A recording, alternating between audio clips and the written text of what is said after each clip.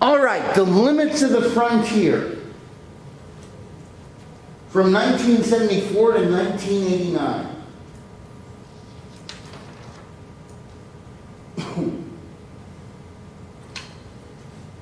The politics of uncertainty. Guys, by this time, America felt it was facing a lot of limitations. I mean, we were just worn out. Domestically, the economy was going bad. Internationally, our attempts were being questioned. Both Vietnam and Watergate had caused many to critically view our government. For example, in the 1974 congressional elections, only 38% of the populace even votes. One popular bumper sticker at the time said, "Don't vote, it only encourages them." And despite the fact that we were approaching our 200-year birthday, many people believed that our best days were behind us. So an interim president, Gerald Ford, who did play football for his his college team, Gerald Ford was the ultimate political outsider.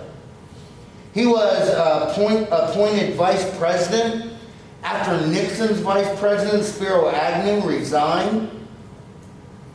Then, when Nixon resigns, he gets thrust into the presidency, and he gets off to unsteady footing. By the very first thing he did was pardon Richard Nixon for any crime that he may have committed. This caused many to turn against him. Domestically, what did Gerald Ford want to do? Well, he wanted to cut back on business taxes and cut back on federal spending and raise the interest rate to deal with a poor economy. Congress, meanwhile, wanted to do the exact opposite. They wanted to increase federal jobs, increase spending. So this whole political stalemate between the legislative branch and the executive branch begins, and even though Ford was able to block 37 bills, he's not really able to build any support for his own. Internationally, Ford relied heavily on Henry Kissinger. So Nixon's policies are basically continued with like Vietnamization, arms limitation, and détente.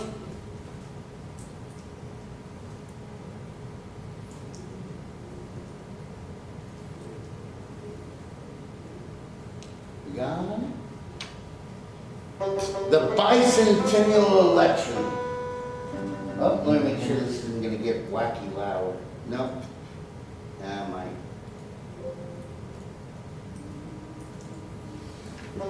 Okay, the bicentennial election and the promise of revolution. The Republicans, it was between two different candidates. One was Gerald Ford, and the other was a popular governor of California, Ronald Reagan. And Ford was chosen. But both those guys had big-time political experience. The Democrats, well, they choose the former governor of Georgia, Jimmy Carter, a guy who had very little political experience, which, of course, they painted as being a very good thing. And I mean, he seemed to be the anti-candidate. And he promised that with his honesty and common sense, he would bind the nation's wounds over Watergate and Vietnam. So who did the people vote for? Jimmy Carter, with less than 54% of the population voting. Okay? And like I said, he promised he was going to roll up his sleeves, make all of Washington work again, but his honeymoon was very brief. Why? Because he axed 18 pet federal projects that caused many Democrats to side with the Republicans in Congress, forcing Carter to restore many of the cuts.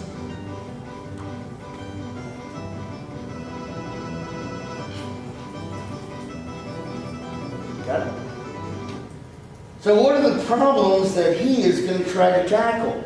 Well, the first off is our terrible economy. Second off is high energy prices. He wanted to stop America's reliance on foreign oil. Why? Because guys, by this time, we imported 60% of the oil that we used. This basically made us vulnerable to dwindling oil supplies, wasteful energy consumption, and political embargoes. We needed to make a change. So Carter took steps to reduce our energy dependency with a fervor that was almost like the moral equivalent of war.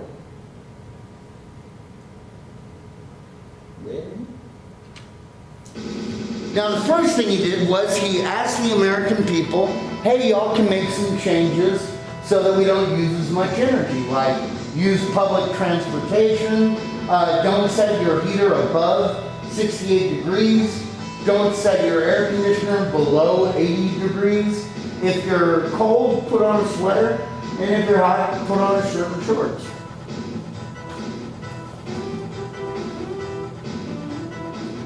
Hey.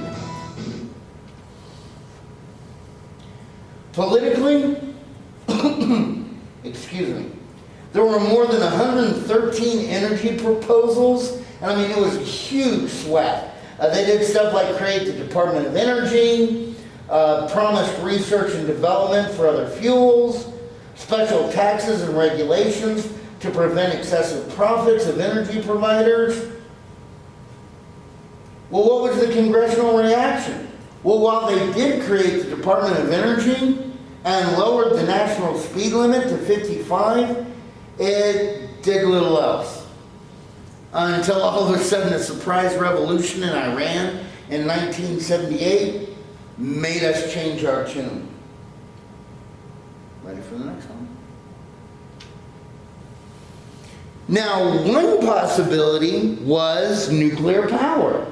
Because this, it seemed to be a very low consumption of fuel compared to the power that you extract out of it. Basically, you use the radioactive energy to boil water, to power steam turbines that generate electricity. And this seemed like a good thing. And indeed, right now in France, even though I've always thought it was 90%, I heard somebody say 60%, but still even at 60 or at 90, that much of their energy is produced by nuclear power. Well, how come that didn't happen here in America? Well, because of a little place near Harrisburg, Pennsylvania called 3 Mile Island. Basically, at 3 Mile Island, on March 29, 1979, a nuclear reactor had a terrible accident where a radioactive cloud was released. They had to stop a partial meltdown of the core, and it took them more than 2 weeks to shut down the reactor. And of course, in response to this, more than 30 companies immediately cancel their nuclear power contracts. Because guys, fear does that to people. And I know you're not believing me that fear does that to people, but hey, I'm wearing a mask for a reason. I thought you're healthy. Y'all, funny thing though about 3 Mile Island is that 2 of the reactors are still in full operation. This is the one they closed down. But y'all know what really closed down 3 Mile Island? Y'all know what really happened? This is kind of a military secret. This one guy who was a colonel tried to make the ultimate soldier. So he gave this guy an adamantium skeleton, and this guy could heal really fast, so he could take it. Same thing with his brother. And then he tried to create another secret soldier. This guy was called X-12, and he had the genes of all these different mutants. Many of y'all have seen Wolverine Origins. Oh, you ought to see it. Actually, it's a fun movie. All right. His domestic policy. Well, his economic policies offered very little innovation to curb the skyrocketing inflation. I mean, he tried to tighten credit rates with no wage or price controls, and by 1980, the inflation is up to 40%, which is the highest level it's been at since 1947. Unemployment is at 7.6%. A thing really hurting the U.S. was that the global economy was nipping at our heels as other booming economies were cutting into the U.S. market. Now, compounding this, we had OPEC, or the Organization of Petroleum Exporting Countries, 14 countries that sold oil on the world market. Well, thanks to the Yom Kippur War, that's where both Egypt as well as Syria and Jordan, even though I'm not sure why Jordan did it, they all attacked Israel on its holiest day of Yom Kippur. And at first Israel, of course, was shocked, but then it beat them all back. We had supported Israel. OPEC didn't like that, so they cut off the oil tap, and not as much was flowing out. Now, what's that going to do to the price of oil? If you have less oil, what's going to happen to the price? Huh? Yeah, it's going to go up. Well, if y'all remember, y'all don't remember, because, I mean, yeah, you were here, but you weren't buying gas. After 9/11, gas was at about $2 a gallon. It doubled. It went up to 4. In some places, almost 5. Now, what do you think the economic consequences of that is? To like me. Wait, what? What do you think economically, the fact that now I'm spending twice as much on gas? Am I going to have more spending money or less? I'm going to have less. But not only that, but guess what? Okay, Totino's Pizza. Yeah, down in San Antonio, have a place called H-E-B. They're getting ready to open an H-E-B in, No, well, up in McAllen, I think. But as soon as they start opening, where?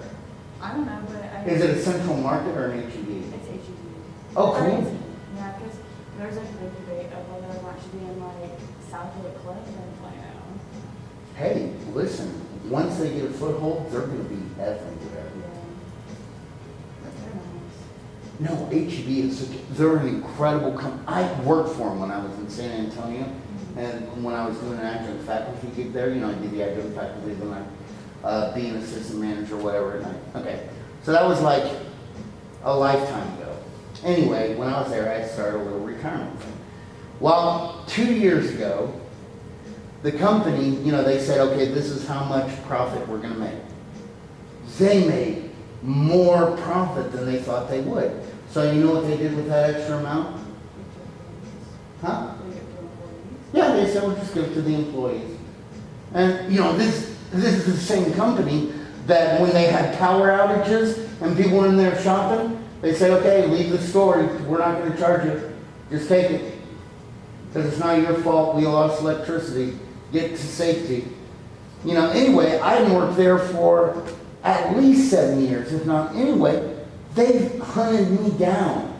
And they said, hey, by the way, you need to return your location information to wherever my retirement thing was, because we're going to put $200 in there for you. And buy some more stock. And I was like, what? Anyway, H-E-B, you take their little pizza, you know, like a Totino's pizza. Well, guess what happens to the price of a Totino's pizza? Guess what happens to the price of a little party pizza like Totino's? Except mine was the H-E-B brand. Because those pizzas are made at a food processing plant, right? Yeah, okay, so what do they have to do to get all the produce and ingredients to that food processing plant? Oh, they take it by truck, which uses gas. Okay, so after they're done making all this stuff, how do they take that stuff to the food storage place? Oh yeah, they got to take that by a vehicle. That uses gas. Oh, wait a minute. Okay, so after you take it to that distribution point, how do you get it to the San Antonio distribution? Oh yeah, got to take it on a truck that uses gas. And then how do you take it from that distribution point to the stores? Oh yeah, a truck that uses gas. That little pizza that was 99 cents, the price of it in 3 weeks went up to $1.35. Just because of shipping. And guys, I just used food because that's what I was most familiar with. But that price increase would be the same for clothes, for anything that has to be transported. Well, during 9/11, the gas price doubled. During the fuel crisis caused by this, gas went up 5 times. So instead of my gas costing me $2 a gallon, it would be the equivalent of me paying $10 a gallon for gas. And not only that, but we didn't have enough gas. You could only go buy gas, kind of like our AB schedule. You could only go to gas if, on certain days, if the last digit in your license plate was odd, and you could only go on certain days if it was even. And the thing is, you'd be in line to get gas, and you'd be waiting, and everybody would be in line. They might run out of gas by the time you got to the front of the line. Calamity. So needless to say, huge impact on America. Meanwhile, an industrial area stretching from New York to Wisconsin, in what had been a vibrant economic area, factories were closing their doors. It became known as the Rust Belt, as it lost 42% of its factory jobs, 14% of its population, and about the only thing that was doing great and skyrocketing was the crime rate. That increased 200% from 1969 to 1981. Okay, Carter's foreign policy.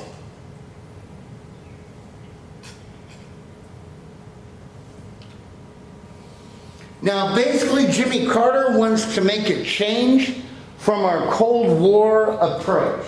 He wants America to be less paternalistic, and along with his Secretary of State, Cyrus Vance, they really want to put an emphasis on advancing human rights instead of just advancing America's political rights. Where's this first tested? It's first tested in Latin America, where Carter wanted to return the Canal Zone to Panama by 1999. This was exceedingly unpopular with the American public. Indeed, 80% of Americans were against it. I mean, we had built it, we had run it, its strategic importance caused many to want to keep it. But guys, it happened, and in 1999, the Canal Zone went back to Panama. Next, Carter wanted to utilize economic pressures to stop abusive governments in both Nicaragua and El Salvador. So in 1979, he stopped military and economic aid to Nicaragua. This in turn led to a coup of the government by the Marxist Sandinistas, and in hopes to improve relations as well as get some human rights reform passed in the new government of Daniel Ortega, Carter provided $75 million of aid. Ortega, however, instead of going with us, he built up closer ties with the USSR. Meanwhile, Carter's support for Jose Durante of war-torn El Salvador led to little gain. And in response, many conservatives and liberals felt that Carter's aid to Ortega was foolish. And by 1980, the economic aid to Ortega has ended, and support was given to the counter-revolutionary Contras. But then, Carter pulled off a miracle at the Camp David Accords. Basically, what he did is he wanted to bring peace between Israel and her Arab neighbors. So he invited the president of Egypt, Anwar Sadat, and the prime minister of Israel, Menachem Begin, to meet at the Camp David retreat in Maryland in September of 1978.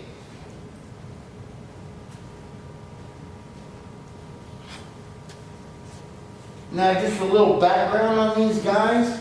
Menachem Begin was born in Poland, and when Russia invaded Poland on the same day that Germany invaded Poland, he was in a section that got taken over by the Russians, and he was arrested by them. Well, then the Nazis go to war against the Russians, so he's arrested by the Russians. There, he's able to escape, and he flees down to British-controlled Palestine, where he carries out raids against his British occupiers, including one raid at the Hotel David, whose bar was very popular with the British soldiers. Basically, and his group went in, and you all know those huge tables they have in hotels that are probably about this big. They got the tablecloth over the whole thing, wheels on the bottom. Usually they keep sterno heaters and stuff like that for food. Well, they packed all the undercarriages with explosives. And they had 6 of these tables. They put them all around the hotel. 2 minutes before the bombs were ready to explode, they called and said, hey, get the guys out. The Hotel David's gonna explode. The British didn't think it was real, and bomb explodes. British soldiers die. Later on, he continued to fight. First for Israel, because as soon as Britain leaves, Israel declared its independence against its Arab neighbors in numerous wars. Sadat, the Egyptian, he also fought against the occupation with Abdul Nasser, who was his protege. Nasser was the guy who started the Suez Canal crisis that almost triggered off a nuclear war. But basically, they also fought numerous wars, not against just the British occupiers, but against Israel. So it looked like this thing wasn't going to happen. But then, on March 26, 1979, the impossible was achieved. Egypt agreed to recognize Israel's right to exist. Israel, they returned the Sinai Peninsula to Egypt, which was a territory they had taken during the Yom Kippur War. And the agreement was finalized on March 26, 1979. Well, what was the reaction? Well, the world reaction, hey, blessed be the peacemakers. Both these guys won Nobel Peace Prizes. But the reaction at home, not quite as good. On October 6, 1981, in the middle of a military procession, angered by the fact that he had made peace with Israel, irate soldier jumps off with a machine gun and sprays the presidential box, killing Sadat. And Menachem Begin, one guy with a pistol, did try to shoot him, but he didn't get close enough. And he was vilified in some of the conservative Jewish newspapers. So the collapse of détente. Carter tried to thaw the icy relations between the communist regimes and America. We do have some success with like China. We want to continue arms negotiations with the Soviets, where he signed the SALT II treaty, which even further limited the number of strategic nuclear missiles in June of 1979. Congress, however, opposed this. And after the Soviet invasion of Afghanistan in 1980, there we go. After the Soviet invasion of Afghanistan in 1980,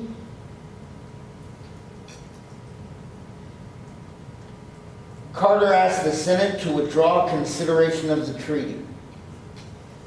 Now, wait a minute. Why is Afghanistan so important? Well, we'll get to that in a roundabout way, because the first guy we got to talk about is the Shah of Iran. Basically, America had great relations with the leader of this oil-rich nation. The Shah was a great leader who had created an island of stability in a turbulent corner of the world. As such, he was given billions of dollars in weapons and financial aid. Only problem was, he was a great leader until he wasn't. He became more and more repressive of the Shiite Muslim population in Iran. Many turned against him, especially the deeply religious Shiites led by the Ayatollah of rock and roll, Ayatollah Khomeini, who began a revolution against him in 1978, forcing the Shah out of power by February of 1979. He fled to the U.S. and the new government in Iran lambasted the U.S.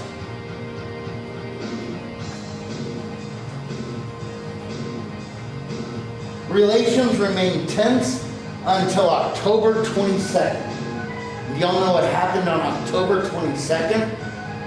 The Shah had the audacity to enter a hospital in New York for cancer treatment. And the hospital admitted him. Well, this caused an immediate reaction.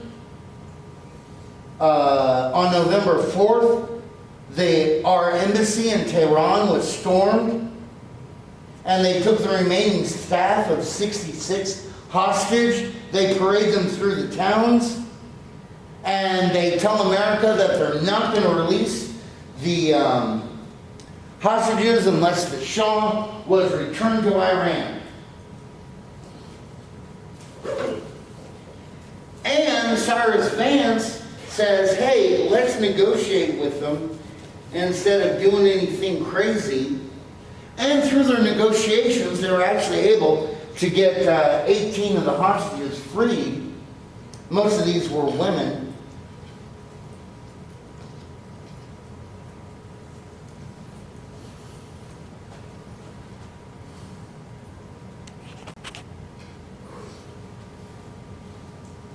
But the remainders stayed as hostages. Well, it's into this that we have Afghanistan. We have the hostage crisis brewing is when Islamic fundamentalists bothered the pro-Soviet government of Afghanistan. The Soviets were afraid that this might spread and stir up unrest in the southern republics of the Soviet Union. So the premier of Russia, Brezhnev, responds by invading Afghanistan with 80,000 troops. This move was a strategic threat to the Persian Gulf, especially as we had just lost our ally in Iran. So Carter responds by reinstating the registration for the draft, by putting economic sanctions on the Soviet Union, and boycotting the 1980 Olympic Games that were held in Moscow. And we began to support the Mujahideen, which was a resistance group that was given arms. Except now we no longer call them the Mujahideen. You know what we call them now? The Taliban. Hey. You ready? And the Carter Doctrine is issued. Basically, the Carter Doctrine stated that the U.S. would use force to repel any nation that attempted to take control of the Persian Gulf. I mean, what happened in Iran, as well as Carter's popularity, plummets to near 30% approval rating. Well, what are you going to do if your approval rating drops to 30%? Well, you're going to try to save the hostages. So he gets together with H. Ross Perot and they develop out a rescue plan where they're gonna fly in 3 helicopters and, have special ops guys on them and liberate the hostages and swoop out just as quick with the helicopters. Well, it may have sounded great on paper, but a sandstorm hit the helicopters and 2 of them were down and couldn't be repaired. So basically that whole plan was forgotten about. And we continue with diplomatic efforts. The Shah, he died of cancer. And we've got a new ally in Iraq. And does anybody know what the name of the leader was in Iraq that was our new buddy? That was going to help us go to war against Iran. And we supplied him with weapons. We supplied, even at some point, we've been supplying with spy photos and with military intelligence. Anybody know who our buddy is in Iraq? I know, but I forgot. Saddam Hussein. Oh, I knew that. I was going to say that. You know he chased my family. Say what? He chased Kurds out of Kurdistan. Yeah. And one of his people caught my aunt, but he knew my grandpa because my grandpa was a leader of the Kurdish army. So he returned her as my family. Oh, wow. Wow, lucky. That's crazy. That's crazy. Anyway, because now Iran was at war with Iraq, they needed all the money and everything that we had financed, so now they're willing to negotiate with us. And on January 20th, 1981, after 444 days in captivity, the hostages are once again in America. Now, you think that might be great for Jimmy Carter, except there's only one problem. That's the same day Ronald Reagan gets into office. Kind of like right now everybody's like, oh, the vaccine. Who do a lot of people like to thank for the vaccine? He certainly takes a lot of credit for it. Huh? Yeah, Biden. Really? Yeah, he's taking credit for it. He doesn't talk about Trump. He doesn't. Who was even under his office at the, that they came out? Huh? The vaccines didn't really come out when he was president. Who, Trump? No, Biden. Oh, yeah, Biden. But he doesn't mention anything about Operation Warp Speed, nothing about that. And, if you like Biden, a lie, who has a George Orwell that says a lie told often enough has a strange way of coming to truth. Anyway, but in a Ronald Reagan. All right, guys, by the election year of 1980, inflation had reached 12.4%. Unemployment was near 8%. Reagan was the Republican choice, was a clear alternative to Carter. Reagan argued that the federal government was too large and powerful. It restricted individual rights and free enterprise. He promised to lower taxes and reduce the role of government, freeing American ingenuity and competitiveness. He was an effective campaigner who often used humor. For example, he says a recession is when your neighbor loses his job, a depression is when you lose your job, and recovery is when Jimmy Carter loses his. Drawing votes from the Sun Belt as well as the West that were chafing against federal regulations. This was known as the Sun Belt Sagebrush Rebellion. Ready for the next one?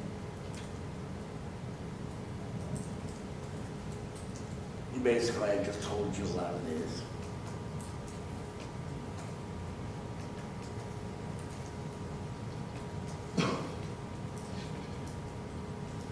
Up. Look, outside. 1, 2, 3, 4 little baby geese. You know they have a picture of him in the library. Really? Yeah, the librarian was so excited about it. She was like, look. There's 5. My gosh, they're huge now. What? Really? Oh, wow. They are big. They look furry. Yeah, I love ducks. The goose.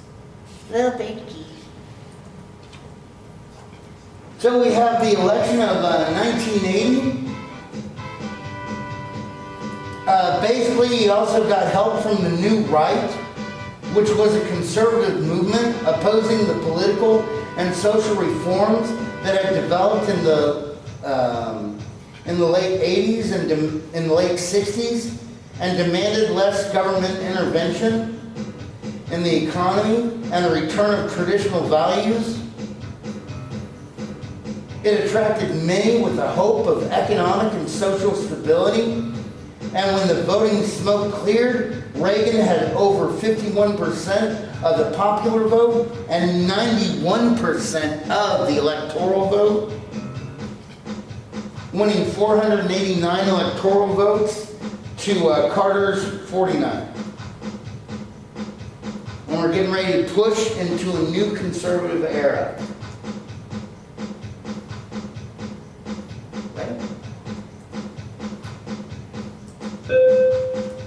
There we go.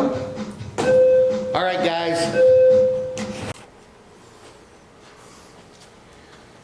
So, as we said yesterday, Reagan's elected into office. It's a new conservative era that we've entered. Now, crucial to getting him elected was the moral majority and the New Right. These were vital supporters of Reagan, a loosely knit alliance of social and political conservatives. They argued that Johnson's Great Society had caused people to lose their will to work and encourage destructive behavior. They also blamed that the nation's schools had retreated from teaching positive work ethics and moral habits and needed to return to the basics of reading, writing, and arithmetic. They also thought that traditional values should be encouraged. Utilizing direct mail, the New Right was able to reach specific segments of the population.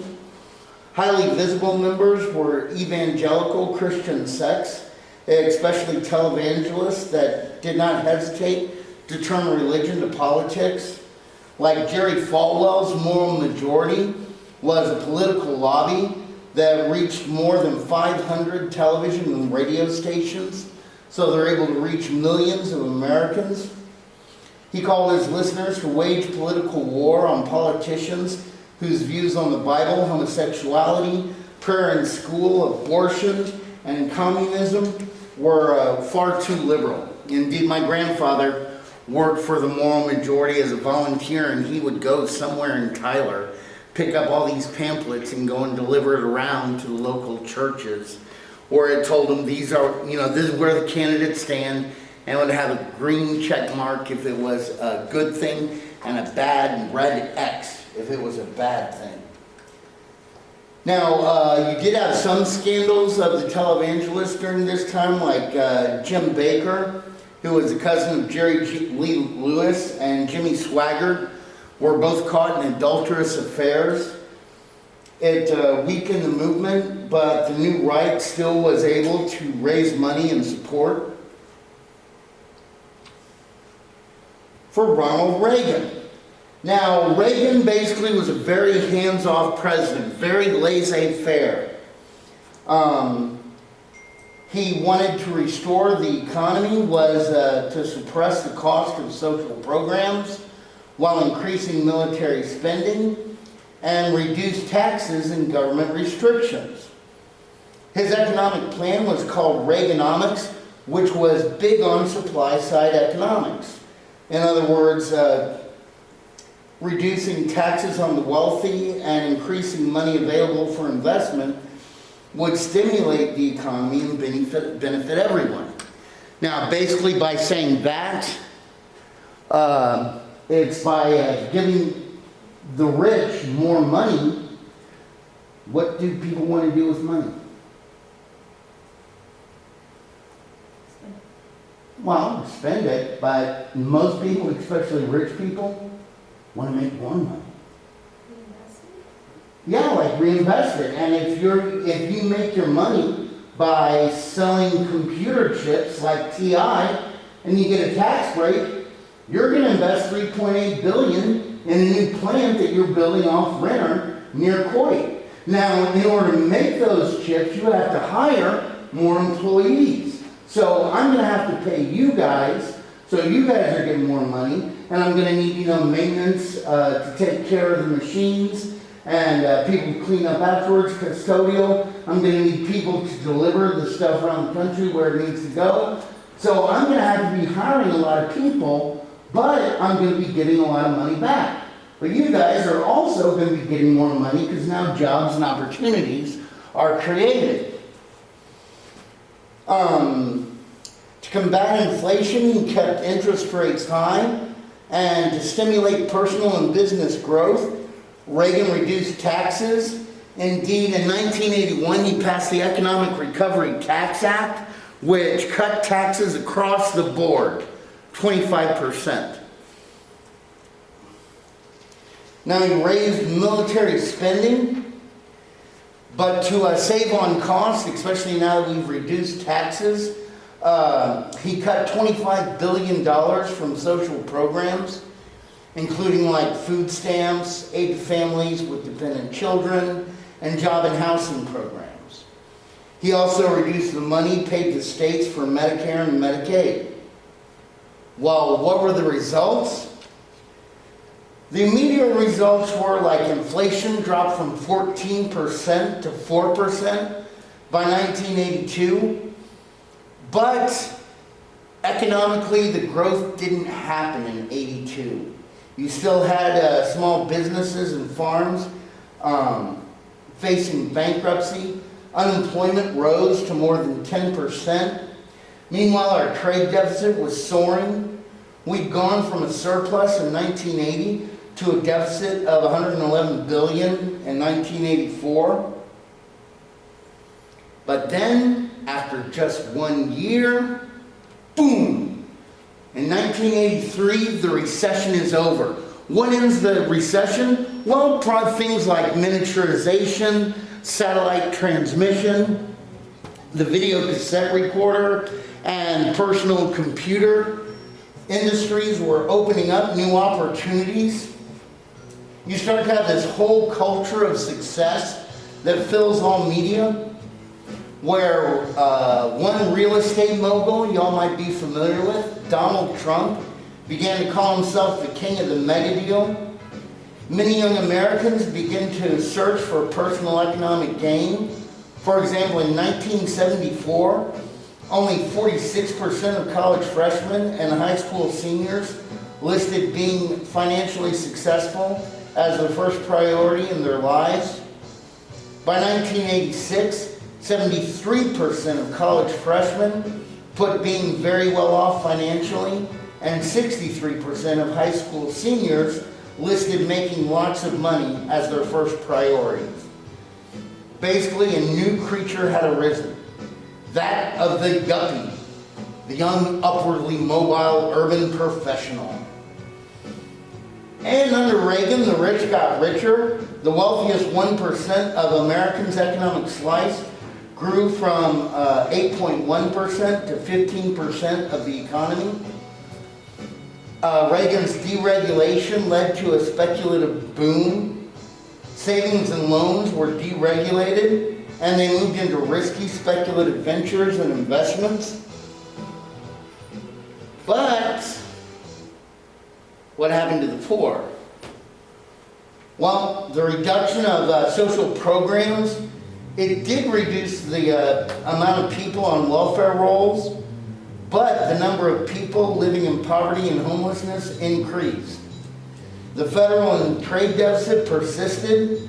While the West Coast was doing well, the Rust Belt was still rusting. Indeed, the wages of many American workers had actually declined during this period.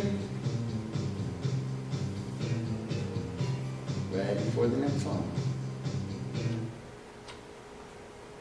Then came Black Monday. On October 19th, 1989, when the stock market dropped 508 points, losing 22% of its value. This was the largest one-day drop in American history.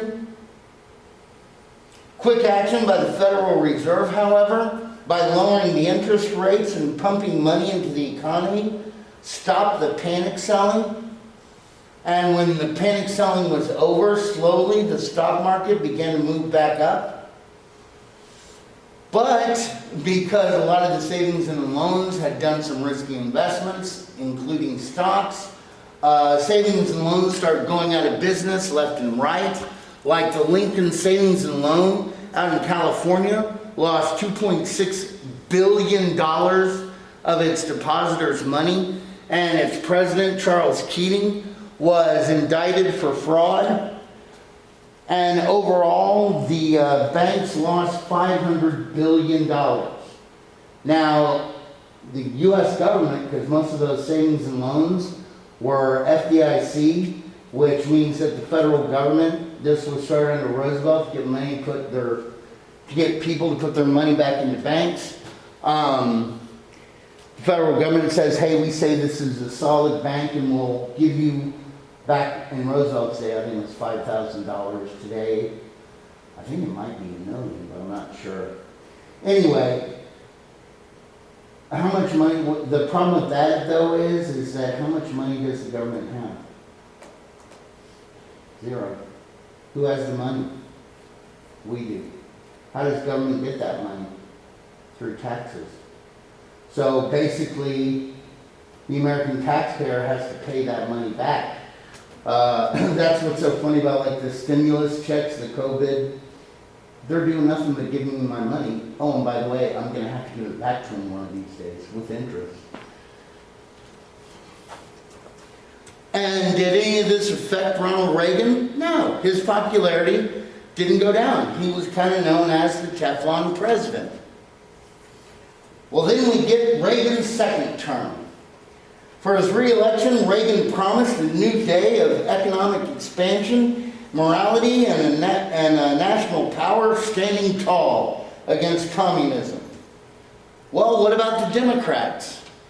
Well, their primary actually did more to divide the party than to unite it.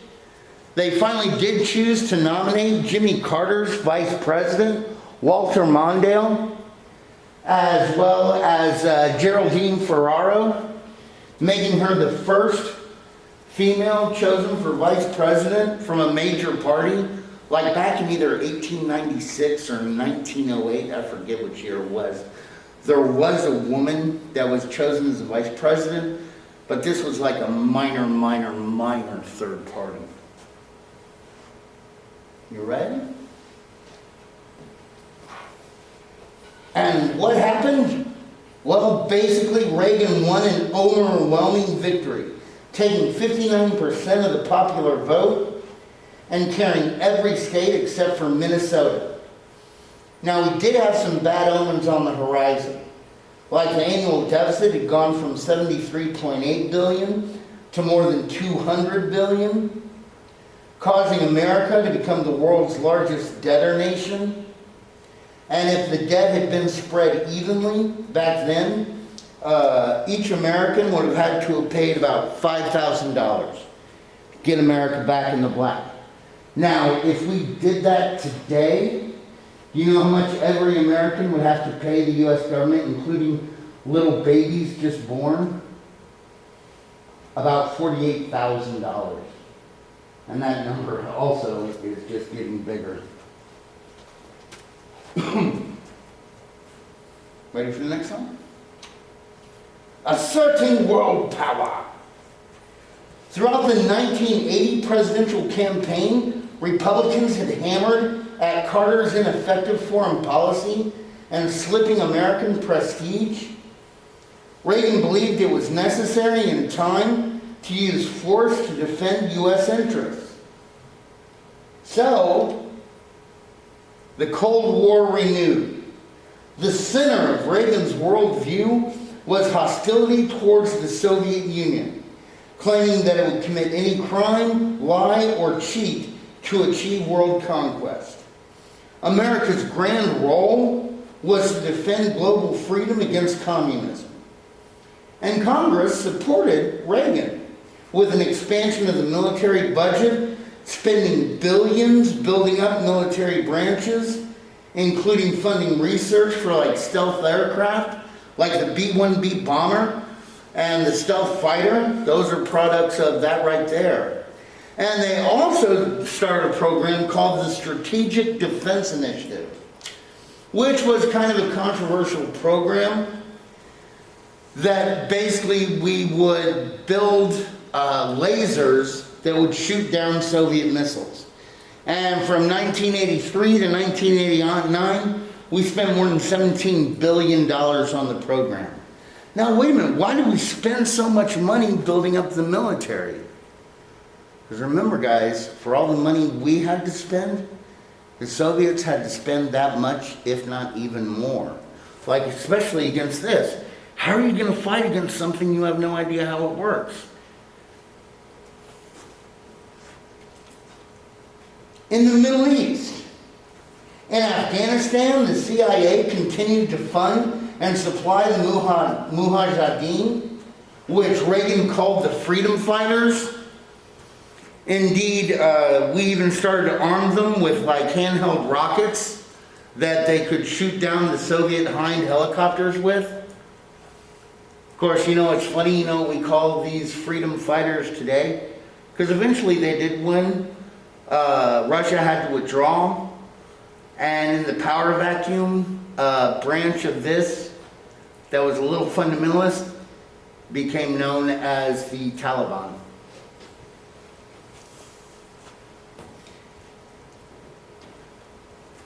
Meanwhile, in Arab Israel, the problems are continuing to fester. Yasser Arafat's Palestinian Liberation Organization was committed to securing a separate state for Palestinians and increased its raids against Israel, including raids launched from neighboring Lebanon, where the terrorists would attack out of Lebanon and then go back into it for safety. Well, Israel finally gets tired of this, so in 1982, Israeli forces invaded southern Lebanon and drove north, causing stability there to collapse into a civil war. An international peacekeeping force was called in, and the American troops quickly became a target. Indeed, in April of 1983, terrorists attacked the American embassy, killing 63 people. In October of 1983, a suicide driver basically rammed a truck filled with explosives into the Marine barracks at the Beirut International Airport, killing 241 Marines. And finally, by January, we said, you know what, we're out of here. We pulled our troops out. And basically, civil war remained, with Israel in control of the south and Syrian forces in control of the north. Ready? Meanwhile, in Iran and Iraq, they had gone to war in 1980. Third parties were used to funnel weapons to both sides. And late in the war, American warships had to escort oil tankers. Now, the war did end in 1988 at the cost of more than 2 million lives. But why did we sell weapons to both sides? No, because basically they were strong military. They had a strong military. And basically, this 8-year-long war, they were weakening each other down. So that neither one was as great of a threat as it was before the war happened. Meanwhile, in North Africa and Libya, there was a vehemently anti-American leader by the name of Muammar Gaddafi that supported the PLO as well as other terrorist organizations. And when the Americans were able to tie him to the terror bombing of a disco in West Berlin that killed an American soldier, a reprisal raid was called on him. And even though some countries like France wouldn't allow our planes over their airspace, we did use naval bases as well as bases in other areas to bomb targets in Libya, several targets, including his own personal quarters, which killed an adopted daughter. Indeed, the guy I went to history studies with at UNT, even though it was years after this happened, he actually was on board the USS Eisenhower, which was an aircraft carrier used to launch the fighters from. Now, Central America and the Caribbean, Reagan was especially sensitive about communism in this area. This was best displayed by his actions in Grenada, a tiny island that since its freedom from Britain in 1979, it had installed a pro-Marxist government. And by 1983, they were building close ties with Cuba, and Cuba was going to build an airstrip for them. Well, this would be a threat to American interests in the area, as well as to the 500 citizens that lived on the island, American citizens that lived on the island and went to their medical school. So on October 25th, he basically attacks the island, wins and installs a pro-American government, and more importantly, it broke America's Vietnam syndrome. That's basically where he said, oh, we can't win a war, our military can't do anything. Ready for the next slide? Reagan's commitment to stopping communism in Central America led him to spend billions of dollars in aid to El Salvador in support of the Contra freedom fighters, as well as rebels in Nicaragua, despite reports of human rights abuses and death squads. Well, Congress didn't want this blood on their hands, so in 1984 they passed the Boland Amendment that basically said the only kind of aid that will allow to go to these nations is like humanitarian aid. Trying to stop the military funneling. Well, guys, if you can't go in the front door, what do?